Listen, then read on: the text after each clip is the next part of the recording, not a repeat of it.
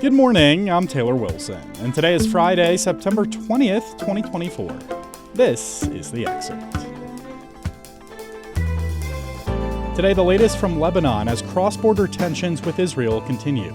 Plus, we take a closer look at the latest controversial measure being considered by Georgia's election board, and we discuss how Donald Trump has gone after Kamala Harris's racial identity.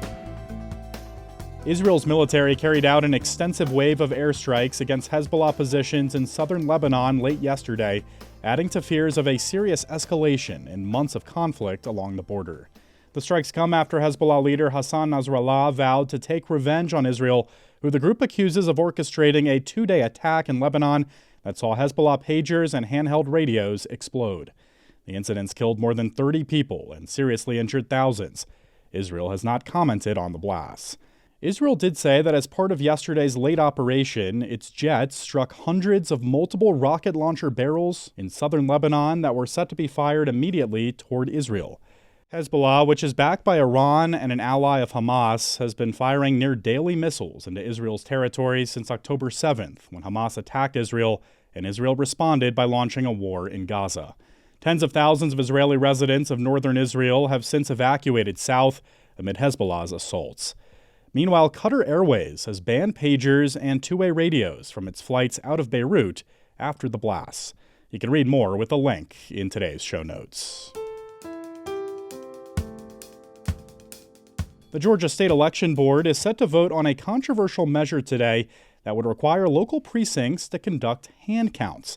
I spoke with USA Today Justice Department correspondent Aisha Bagchi to learn more. Hello, Aisha. Hi, Taylor. Good to be here. Good to have you as always. So starting here, Aisha, what is this controversial measure really that the Georgia State Election Board is voting on today?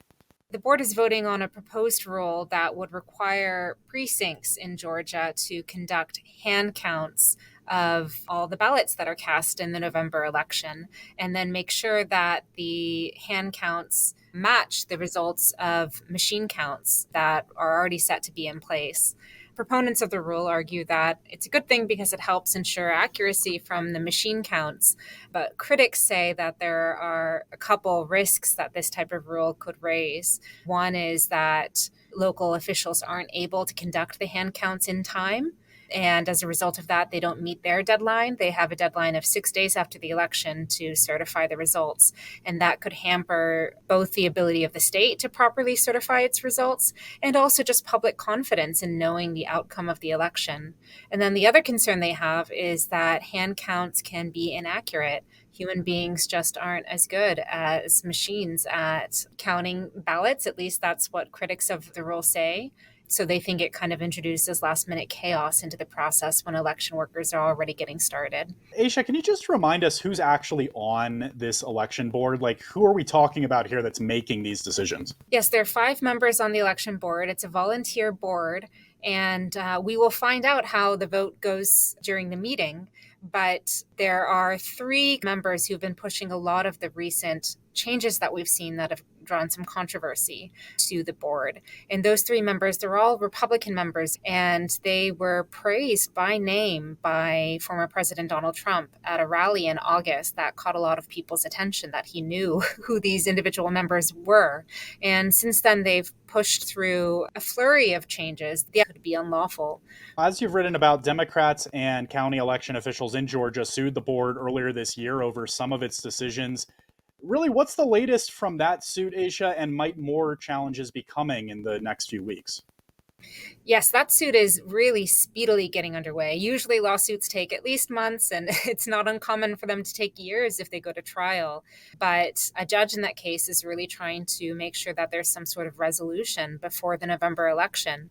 And basically what it's about is there have been a couple rules that impose requirements on local officials before they certify the results from their local jurisdictions in the Georgia count of the election. One of those rules requires local officials to conduct a reasonable inquiry before certifying results, but the rule doesn't tell them what a reasonable inquiry means. And another one asks them to make sure there aren't discrepancies between the number of voters and the number of ballots cast. So critics fear that it's going to delay results. Proponents have said they really want these measures in place because they think it'll help ensure accuracy and confidence in the election. I don't know if there are going to be more lawsuits coming, but you can see a lot of hasty activity of people trying to get election rules in order before the election and get some clarity from the courts. In that particular lawsuit, Democrats really want a judge to say that local officials don't have discretion over whether to certify results. That's kind of the key issue, that they want a court to say, you don't have a choice about this. This isn't just up to you. And the big concern there is that if there isn't certification, what happens to the election and what happens in that vacuum? Maybe that leaves some space for claims of election fraud and just doubt to be stewed about what happens in the election. And for a country that is already dealing with a lot of controversy about its elections, especially sparked by some claims that many audits and recounts have proven were false about who won the 2020 election. It was won by Joe Biden. There's just a lot of concern about how the upcoming election is going to be run. All right, a busy upcoming few weeks on the way. Aisha Bagchi covers the Justice Department for USA Today. Thank you, Aisha. Thanks, Taylor. Oprah Winfrey and a list of other A-list celebrities gave Democratic presidential nominee Kamala Harris a boost last night in the critical battleground state of Michigan, hosting a live-stream town hall designed to fire up her base and appeal to undecided voters. Winfrey played her familiar role of television host, but instead of the Oprah Winfrey Show, it was basically a 90-minute campaign infomercial for Harris, who joined Winfrey on stage for a conversation less than 50 days before the November election.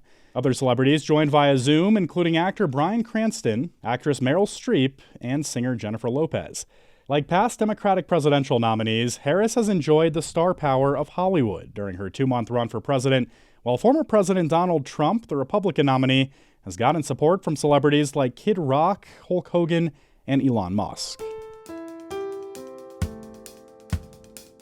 Former President Donald Trump is taking politics in new, racially charged directions, critics say.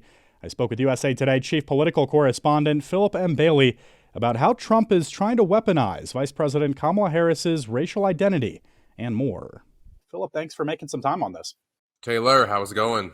Good. So I want to just start here. If you would, Philip, just refresh us on these comments by Donald Trump at the debate earlier this month about Kamala Harris's race. And what other comments on race has he made in recent weeks? Does all this represent a shift for him, or is it more of the same? Well, not necessarily a shift, but I definitely think a different emphasis and type of focus.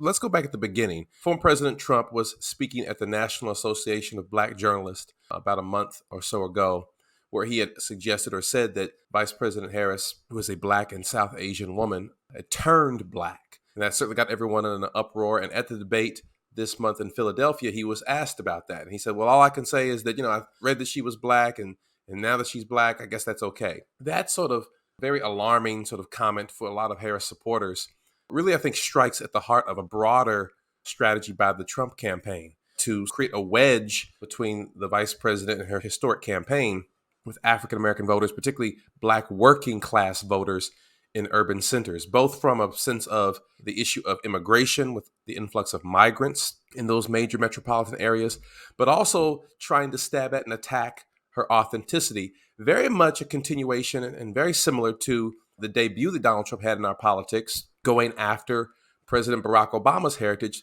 by falsely suggesting and diving into these conspiracy theories that he wasn't an American citizen and asking for a copy of his birth certificate. That birtherism really is what launched Donald Trump's political career in a lot of ways. So we're seeing a sequel of that against Harris. These tropes and suggestions, whether it be attacks on her heritage, spreading false rumors about immigrants eating Americans' pets, or migrants taking quote unquote Black jobs, according to the former president, all this is an attempt, I think, to aim these tropes. Usually they're aimed at sort of these white working class or suburban rural voters. I think in this year's cycle, Taylor, we're seeing the Trump campaign focus it to African-American Black working class voters in urban areas. So same tropes, but being delivered to a very different audience. Well, as you say, Philip, him creating this kind of wedge, is that what you're hearing from experts and advocates? How do they feel about comments like these? We had a chance to speak to a wide array of voices for this story. Activists, experts, and political observers do say that, look, there is an attempt here, and it may be successful in a race this close, where every vote is really going to count. It's going to be a very tight race here. The margins are going to matter. This type of action and this type of direction by the Trump campaign could work. Spoke to Maurice Mitchell, National Director of the Working Families Party. He says the Trump campaign and the MAGA movement as a whole, they are looking for wedges between groups and also inside of groups.